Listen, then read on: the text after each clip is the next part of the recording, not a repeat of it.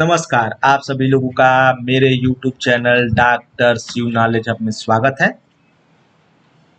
आज हम भारतीय संविधान की प्रस्तावना की चर्चा करेंगे। प्रस्तावना प्रस्तावना किसी भी देश का जो होता है एक आमुख पाठ होता है या उसकी भूमिका या सार होती है, जिसमें उस देश के सिद्धांतों, आदर्शों और मूल्यों का समावेश किया गया है। भारतीय संविधान के संवैधानिक ढांचे और आदर्श को सर्वप्रथम पंडित जवाहरलाल नेहरू द्वारा परिभाषित करने का प्रयास किया गया। 13 दिसंबर 1946 में संविधान सभा में पंडित जवाहरलाल नेहरू एक उद्देश्य प्रस्ताव प्रस्तुत करते हैं, जिसके माध्यम से वह भारत के संवैधानिक ढांचे और दर्शन को परिभाषित करने का कार्य करते हैं, जिसे भारत की संविधान सभा द्वारा 22 जनवरी 1947 को स्वीकार कर लिया जाता है। अब यहाँ हम यह समझ लेते हैं कि यह जो भारत का संवैधानिक ढांचा है और दर्शन है, यह आखिर है क्या? भारतीय संविधान का जो यह संवैधानिक ढांचा है और यह जो दर्शन है, वह आखिर है क्या? तो भारतीय संविधान के ढांचे के अंतर्गत संप्रभुता, समाजवादी, पंथ निरपेक्ष, लोकतंत्रात्मक, गणराज्य जैसी अवधारणाएं हैं। जब हम भारतीय संविधान के संवैधानिक दर्शन की बात करते हैं तो उसके अंतर्गत समानता, स्वतंत्रता, न्याय, बंधुता जैसी फिलॉसफी आती है। अब भारतीय संविधान को जब संविधान सभा द्वारा 22 जनवरी 1947 में जब स्वीकार कर लिया गया, तो ऐसा नहीं है कि वह संविधान की जो प्रस्तावना बनी वह एक पूर्ण प्रस्तावना थी। उसमें समय के अनुसार संशोधन होना स्वाभाविक। इस लिहाज से 42वें संवैधानिक संशोधन 1976 द्वारा भारतीय संविधान की प्रस्तावना में समाजवादी, धर्मनिरपेक्ष और अखंडता नामक 3 शब्दों को जोड़कर भारतीय संविधान की प्रस्तावना का विस्तार किया गया। अर्थात यह कह सकते हैं कि भारतीय संविधान के संवैधानिक एवं आदर्शात्मक जो पहलू हैं, उनको जो है वह विस्तार किया गया या संवैधानिक ढांचे और दर्शन को जो है एक नया रूप दिया गया।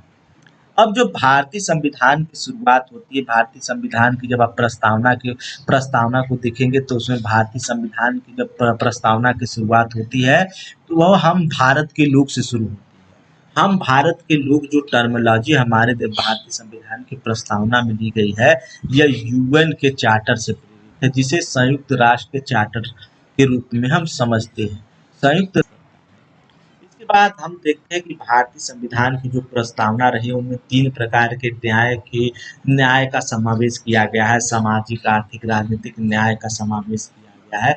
जो रूस की जो है क्रांति है, रूस की क्रांति से प्रेरित है, जो मेनली जो है मार्क्सवादी जो फिलॉसफी है, जो समानता और न्याय जैसी अवधारणा को लेकर चलती है, जो सामाजिक न्याय जैसी अवधारणा को लेकर चलती है, उस विचारधारा से जो है वह प्रेरित है। इसके अलावा हम भारतीय संविधान की जो है प्रस्तावना की भी यहाँ चर्चा करेंगे कि भारतीय संविधान की जो प्रस्तावना जो है वह इतना महत्वपूर्ण क्यों है। तो भारतीय संविधान की प्रस्तावना जो है हमारे लिए इतना क्यों इम्पोर्टेंस रखती है, इसका इतना क्यों सिग्निफिकेंस है, इसको हम इस लिहाज से समझ सकते हैं कि इसके माध्यम से हमें भारतीय संविधान के संवैधानिक ढांचे, कॉन्स्टिट्यूशनल फ्रेमवर्क और उसके दर्शन अर्थात उसकी फिलॉसफी के विषय में पता चलता है। इसके साथ ही भारतीय संविधान की प्रस्तावना के द्वारा हमें भारतीय संविधान के निर्माणकर्ता अर्थात संविधान सभा के सदस्यों की दूरदर्शी सोच, उनकी अभिलाषा का भी भान होता है या ज्ञान होता है। ठीक है, जो है भारतीय संविधान की जो प्रस्तावना है इसका एक प्रारूप दिया है, जिसको आप देख लेंगे कि भारतीय संविधान में देखेंगे कि हमें इसको हम क्योंकि इसको हम डिवाइड कर कर समझेंगे। हम पूरी भारतीय संविधान की प्रस्तावना को ऐसे पढ़ने लग जाएंगे तो पढ़ने में समय भी गुजर जाएगा और हम इसको समझ भी नहीं पाएंगे। इसको हम समझने की दृष्टि से, सुविधा की दृष्टि से हम इसको 4 पार्टों में डिवाइड कर कर हम भारतीय संविधान की प्रस्तावना की चर्चा करेंगे। तो आप यहाँ इसको एक बार अपने से देख लेंगे कि हम भारत के लोक सेवा जो है भारत के संविधान की प्रस्तावना शुरू होती है, जिसमें संप्रभुत्व संपन्न समाजवादी पंथ निरपेक्ष लोकतंत्रात्मक गणराज्य की बात की गई है। ये जो है भारतीय संविधान के नेचर को रिफ्लेक्ट करता है। इसके बाद जो है भारतीय संविधान के द्वारा सामाजिक आर्थिक न्याय जैसे 3 प्रकार के जो है न्याय की बात की गई है भारतीय संविधान में। इसके अलावा भारतीय संविधान की जो है प्रस्तावना में देखेंगे तो विचार, अभिव्यक्ति, विश्वास, धर्म, उपासना जैसे जो है स्वतंत्रता की बात की गई है। भारतीय संविधान में अवसर एवं प्रतिष्ठा की समानता की बात, 2 प्रकार के जो है समानता की बात जो है भारतीय संविधान की प्रस्तावना में की गई है। इसके अलावा भारतीय संविधान की प्रस्तावना क्या करती है, व्यक्ति की गरिमा, राष्ट्र की एकता एवं अखंडता को भी सुनिश्चित करने की बात करती है, जिसके लिए बंधुता को बढ़ावा देने की बात करती है, भाईचारे की बढ़ावा देने की बात करती है, धर्म, जाति, लिंग, वेशभूषा से हटकर वह जो है भाईचारे को, सौहार्दता को बढ़ावा देने की बात करती है। इसके अलावा भारतीय संविधान में जो है भारतीय संविधान की प्रस्तावना से हमें यह भी पता चलता है कि दिनांक जो है 26 नवंबर सन 1949 को जो है मिति मार्ग सतमी संवत 2000 को जो है भारतीय संविधान को जो है अंगीकार किया गया है। ठीक, तो अब इसके बाद हम भारतीय संविधान को जो है सुविधा की दृष्टि से 4 पार्टों में डिवाइड करेंगे और डिवाइड कर कर इसे समझने का प्रयास करेंगे कि भारतीय संविधान किन किन बातों को जो है वह बताना चाहता है, कि भारतीय संविधान में कौन कौन से जो है कॉन्स्टिट्यूशनल जो है वह कॉन्स्टिट्यूशनल फ्रेमवर्क शामिल है, कौन कौन से जो है कॉन्स्टिट्यूशनल फिलॉसफी शामिल है, जिसको जो है भारतीय संविधान के माध्यम से हम समझते हैं। ठीक, तो शुरू करते हैं भारतीय संविधान की जो है प्रमुख प्रस्तावना के प्रमुख तत्वों से। तो भारतीय संविधान की प्रस्तावना को हम 4 पार्टों में डिवाइड करते हैं। फर्स्ट जो होता है सोर्स ऑफ अथॉरिटी, सेकंड जो होता है nature of Indian constitution, third जो होता है एम ऑफ इंडियन कॉन्स्टिट्यूशन और फोर्थ होता है date of enforcement of Indian constitution. तो हम पहले देखते हैं कि भारतीय संविधान के प्राधिकार का स्रोत हमें भारतीय संविधान की प्रस्तावना से पता चलता है, जिसके माध्यम से हमें यह पता चलता है कि भारत के जो है प्राधिकार, भारत के संविधान का प्राधिकार का स्रोत कौन होगा, तो वह भारत की जनता होगी। दूसरा, हमें भारतीय संविधान के नेचर का पता चलता है कि भारतीय संविधान का नेचर क्या होगा, एक संपूर्ण प्रभुत्व समाजवादी पंथ निरपेक्ष लोकतंत्रात्मक गणराज्य होगा।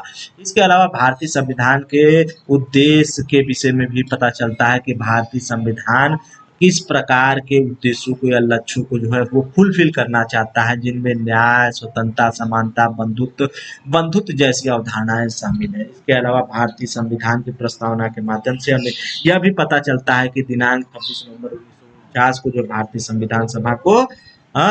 संविधान सभा द्वारा भारतीय संविधान को जो है अंगीकार किया गया। अब भारतीय संविधान सभा को डिफरेंट पार्टों में डिवाइड कर कर समझ लेने से जो है भारतीय संविधान का एक मोटा हमें आभास हो गया कि भारतीय संविधान की प्रस्तावना जो है वह किन किन जो है आदर्शों को लेकर चलती है, उनमें कौन कौन से कॉन्स्टिट्यूशनल जो है वह जो फ्रेमवर्क शामिल है और भारतीय संविधान का क्या उद्देश्य है, इन तमाम बातों को जो है हम समझ लिए। अब इसके बाद हम इसके अलावा जो भारतीय संविधान में डिफरेंट प्रकार के जो कॉन्स्टिट्यूशनल फ्रेमवर्क के लिए जो टर्मिनोलॉजी यूज की गई है, जो फिलॉसफी के लिए जो टर्मिनोलॉजी यूज की गई है, उनको स्पेसिफिक एक एक जो टर्मिनोलॉजी है उनको समझ लेना बहुत जरूरी है। उन्हीं के आधार पर हम भारतीय संविधान को जो है अच्छे से हम समझ पाए। इन टर्मिनोलॉजी को बिना डिफाइन किए हुए हम भारतीय संविधान की प्रस्तावना को बेहतर तरीके से नहीं समझ सकते। तब शुरू करते हैं संप्रभुता से। पहले भारतीय संविधान, पहले हम भारत के लोग से शुरू होता है ना, भारतीय संविधान की प्रस्तावना हम भारत के लोग से शुरू होती है। हम भारत के लोग जो है वो यूएन के चार्टर से लिया गया है, तो वहां जो था हम यूएन के लोग था, यहाँ जो कन्वर्ट कर दिया हम भारत के लोग कर दिया गया। अर्थात जो पावर का अंतिम सोर्स जो होगा वह भारत की जनता बताएगा। उसके बाद जो दूसरी टर्मिनोलॉजी भारतीय संविधान की प्रस्तावना में जो इंसर्ट की गई है वो भारतीय संप्रभुत्व घोषित किया गया है, भारत को एक संप्रभुत्व राज्य घोषित किया गया है, जिसका अर्थ होता है जो सुप्रीम अथॉरिटी होता है, सुप्रीम अथॉरिटी ऐसी अथॉरिटी जिसकी जो है अपने इंटरनल और एक्सटर्नल दोनों मामलों में जो है डिसीजन लेने के लिए स्वतंत्र होती है। उसके बाद भारतीय संविधान के प्रस्तावना में समाजवादी के भी तत्व देखने मिलते। भारत में जो है समाजवाद के लोकतंत्रात्मक समाजवाद के जो है तत्व देखने को मिलते। लोकतंत्रात्मक समाजवाद का खासियत ये होती है कि इसमें मिश्रित अर्थव्यवस्था को बढ़ावा दिया जाता है, इसमें सार्वजनिक और निजी दोनों क्षेत्रों को जो है साथ साथ लेकर चला जाता है। तो भारतीय संविधान में जो है लोकतंत्रात्मक जो समाजवाद की अवधारणा है वो पहले शामिल भारतीय संविधान की प्रस्तावना में शामिल नहीं थी। 42वें संविधान में 1976 द्वारा जो है भारतीय संविधान की प्रस्तावना में जो समाजवादी जो लोकतंत्रात्मक समाजवाद जो है टर्मिनोलॉजी जो है शामिल की गई, जिसमें क्या होता है निजी और सार्वजनिक दोनों क्षेत्रों को जो है साथ में लेकर चलने की बात की गई। इसका मेन मोटो यह रखा गया कि इससे क्या होगा कि इसका मेन मोटो यह होगा कि गरीबी उन्मूलन करना होगा, अज्ञानता को दूर करना होगा, बीमारी को खत्म करना होगा और अवसर को बढ़ावा देना होगा। कुल मिला के जो इकोनॉमिक और सोशल इक्वलिटी है, जो इकोनॉमिक आधार पर इनइक्वालिटी है, सोशल सोशल इनइक्वालिटी है, उसको रिड्यूस करना जो होगा इसका मेन मोटो होगा। जैसे साम्यवादी जो होते हैं समाजवाद जो होते हैं, साम्यवादी समाजवाद होते हैं, वो राज्य अधीन समाजवाद होते हैं, राज्य अधीन समाजवाद होते हैं, जिसमें क्या होता है पूर्णतः से होता है क्या होता है इस उत्पादन के साधन और उनकी जो है उत्पादन के प्रणाली उनके संसाधन पर किसका अधिकार होता है, राज्य का अधिकार होता है। पूरी तरह से एकीकरण करने की बात की जाती है, सार्वजनिक संपत्ति के एकीकरण करने की बात की जाती है।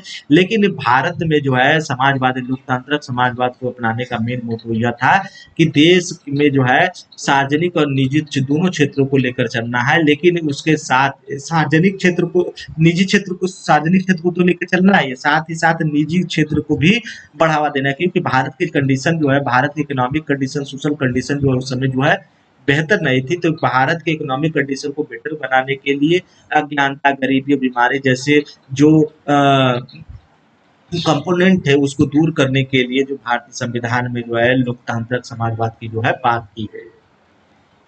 अब इसके अलावा भारतीय संविधान में धर्मनिरपेक्षता के जो है धर्मनिरपेक्षता के भी समावेश देखने को मिलते हैं। भारतीय संविधान की प्रस्तावना के माध्यम धर्मनिरपेक्षता के माध्यम से यह घोषित किया गया कि भारत जो होगा वह एक धर्मनिरपेक्ष राज्य होगा, जिसका कोई अपना एक स्पेसिफिक कोई धर्म नहीं होगा, उसके लिए सभी धर्म जो होंगे समान होंगे, वह सभी धर्मों को एक समान ट्रीट करेगा।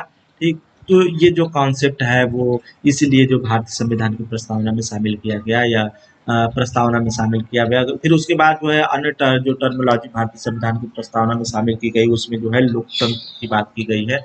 लोकतंत्र का अर्थ यह होता है कि भारत जो होगा वो डेमोक्रेटिक कंट्री होगी। डेमोक्रेटिक कंट्री का अर्थ यह है कि जो शासन होगा वो जनता सीधे करेगी, जनता के जो शासन की अंतिम भागदौड़ होगी वो जनता के हाथों में होगी।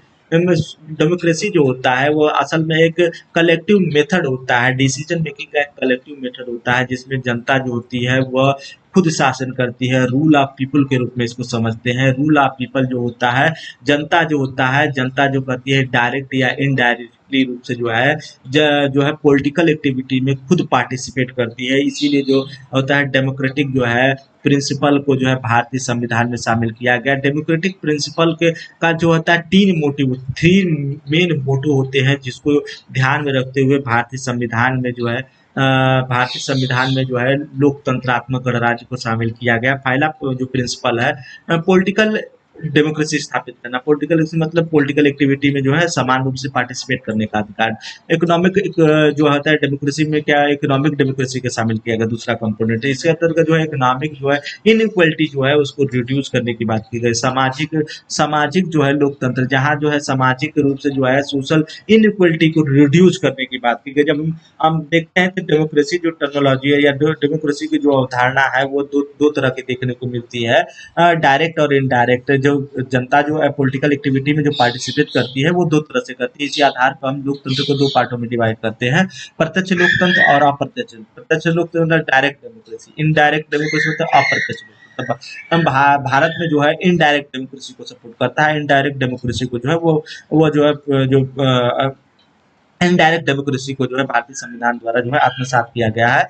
डायरेक्ट डेमोक्रेसी में क्या करती है, जनता जो है डायरेक्टली जो होती है वो पॉलिटिकल एक्टिविटी में शामिल होती है। इस प्रकार के देश में जो है स्विट्जरलैंड आता है।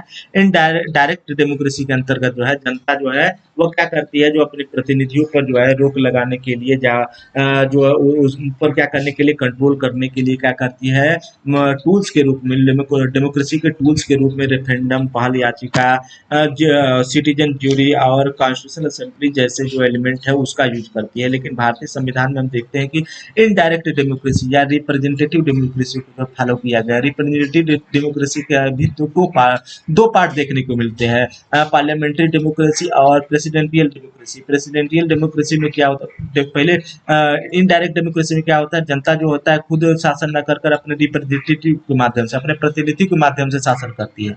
और जब रिप्रेजेंटेटिव जो होती है, रिप्रेजेंटेटिव डेमोक्रेसी, उसको दो पार्टों में डिवाइड किया जाता है, डायरेक्ट पार्लियामेंट्री डेमोक्रेसी और प्रेसिडेंटियल डेमोक्रेसी, संसदीय लोकतंत्र और अध्यक्षीय लोकतंत्र। अध्यक्षीय लोकतंत्र और संसदीय लोकतंत्र, इनको जो है कार्यपालिका और व्यवस्थापिका के आपसी संबंधों के आधार पर दो पार्टों में डिवाइड किया जाता है।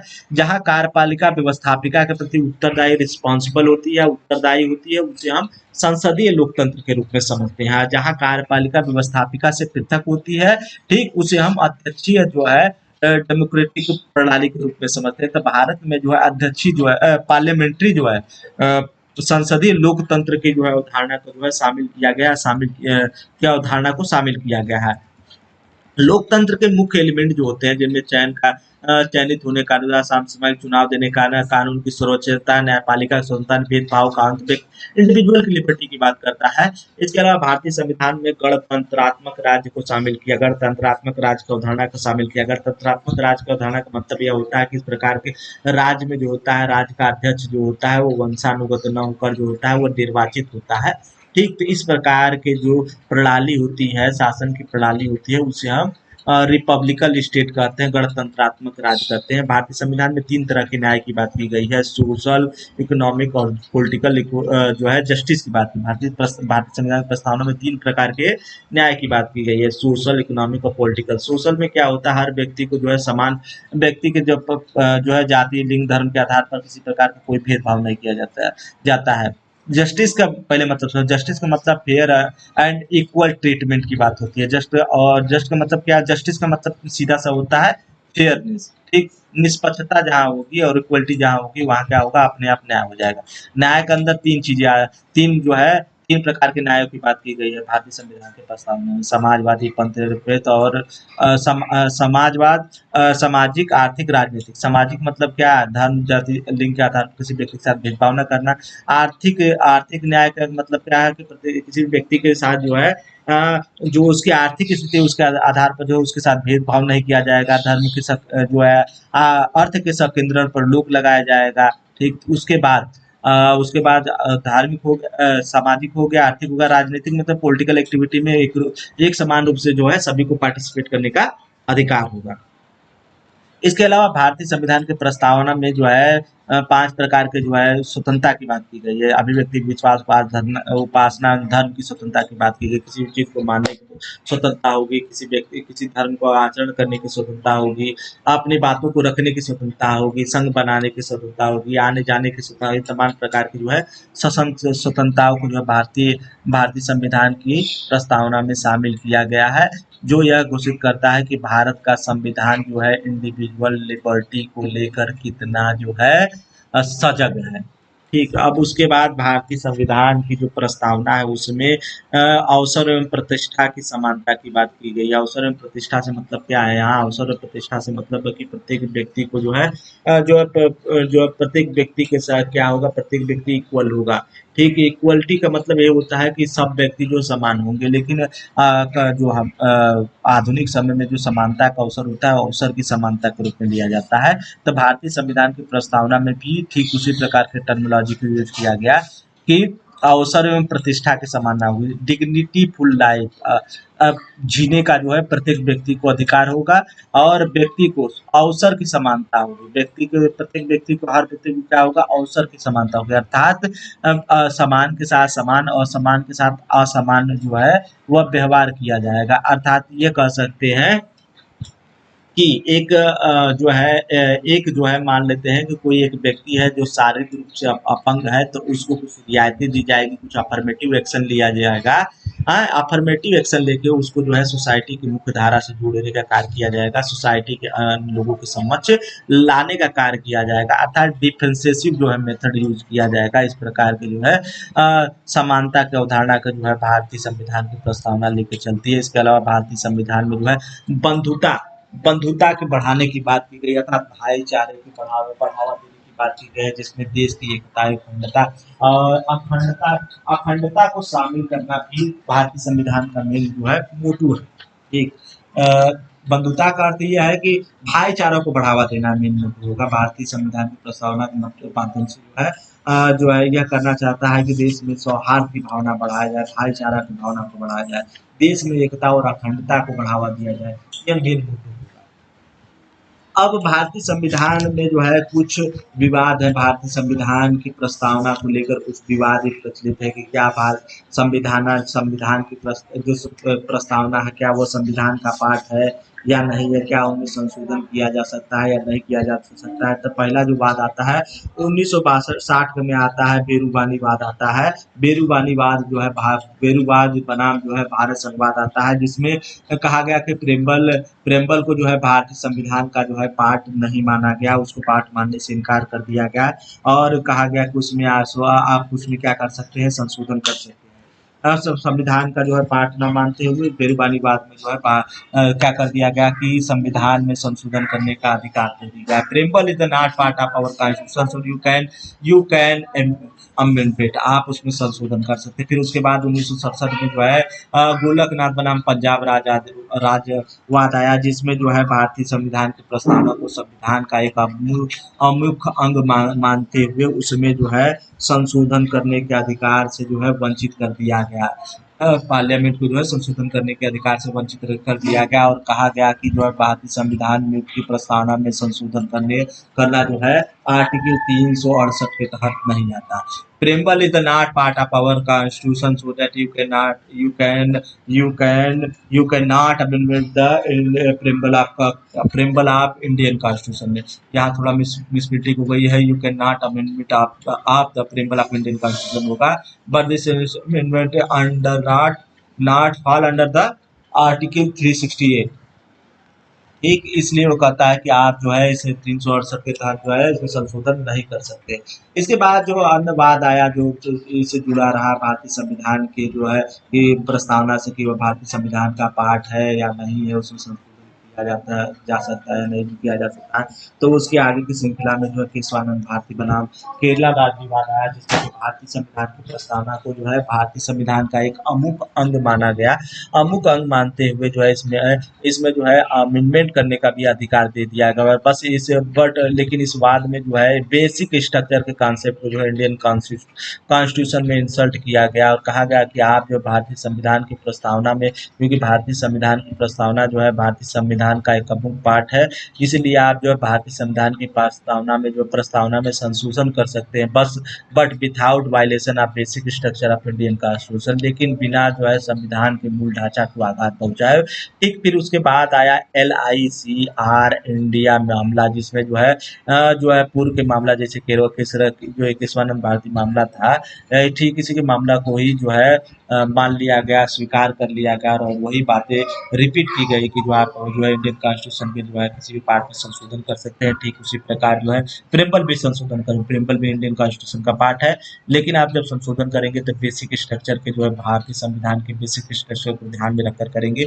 बेसिक स्ट्रक्चर आखिर क्या है जो बार बार आ रहा है? बेसिक स्ट्रक्चर असल में जो है केशवानंद भारती जो मामला आया तो केरला में 1973 में आया, तो उसमें कुछ जो है कॉन्स्टिट्यूशन के कुछ बेसिक जो है वो रखे गए, आधार रखे गए, कॉन्स्टिट्यूशनल फ्रेमवर्क के जो कुछ आधार रखे गए, जैसे संघवाद हुआ, गणतंत्र हुआ, समाजवाद हुआ, कुछ ऐसे जो है टर्मिनोलॉजी रखी गई जिनको निकाल देने से, भारतीय संविधान में संशोधन कर देने से, सुधार देने से भारतीय संविधान की जो मूल भावनाएं वो आघात हो जाती है, इसलिए उनमें संशोधन करने का अधिकार नहीं दिया। उसे ही वो कहते हैं कि उससे क्या हो, बेसिक स्ट्रक्चर का वायलेशन ना हो। ठीक, तो आप संशोधन, यही रहा आज का जो है, आज की क्लास में हमने भारतीय संविधान की प्रस्तावना पर विस्तृत चर्चा की। अगली क्लास में फिर मिलते हैं एक नए लेक्चर के साथ। ठीक, तब तक के लिए ठीक, नमस्कार, ठीक, सत श्री अकाल।